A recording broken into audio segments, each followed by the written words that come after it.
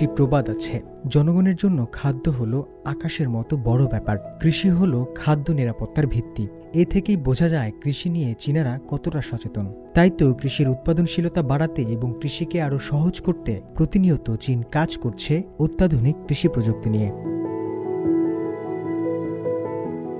চীন জুড়ে চলছে বসন্তকালীন চাষবাস, আর তাতে এবার জোরে সোরে যোগ হয়েছে আধুনিক ডিজিটাল যন্ত্রপাতি। রাজধানী বেইজিংয়ের একটি অফিসে একদল তরুণ প্রোগ্রামার কাজ করছেন বসন্তের কৃষিতে। তারা দেশটির বিভিন্ন স্থানে কৃষি জমির জন্য স্মার্ট শস্য ব্যবস্থাপনা পরিষেবা প্রদান করছে। আমার দায়িত্ব হচ্ছে নানা ধরনের গবেষণা ও উন্নয়ন সংক্রান্ত তথ্য দিয়ে কাজ করা। আমি স্যাটেলাইটের মাধ্যমে প্রতিটি জমিতে টহল দিই। একটি গাছের আকৃতিতে সাজানো হয়েছে কৃষিতে নজরদারি করা দলটির কর্মযজ্ঞ। এখানে গাছের শেকড় দিয়ে বোঝানো হচ্ছে রিমোট সেন্সিং স্যাটেলাইট সহ ইন্টারনেট এবং আবহাওয়া পর্যবেক্ষণ ব্যবস্থার মাধ্যমে পাওয়া তথ্য উপাত্ত। এই চিত্রে গাছের মূল কাণ্ড দিয়ে বোঝানো হয়েছে দলটির তথ্য মডেলিং করার কাজটিকে।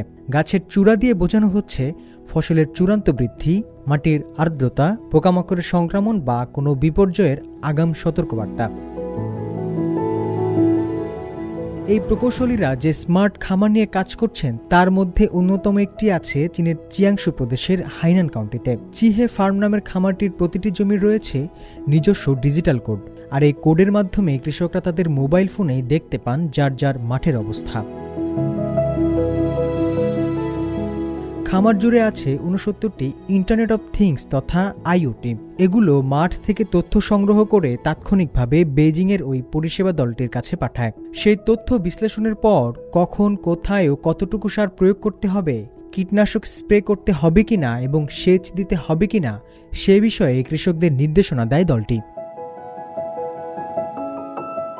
লিউলিন চিহে ফার্মের একটি জমির মালিক। তিনি জানিয়েছেন ডিজিটালের প্রযুক্তির সাহায্যে তিনি এখন একাই ১৩০ হেক্টরেরও বেশি কৃষি জমি রক্ষণাবেক্ষণ করছেন। হোসনে মোবারক সৌরভ, সিএমজি বাংলা।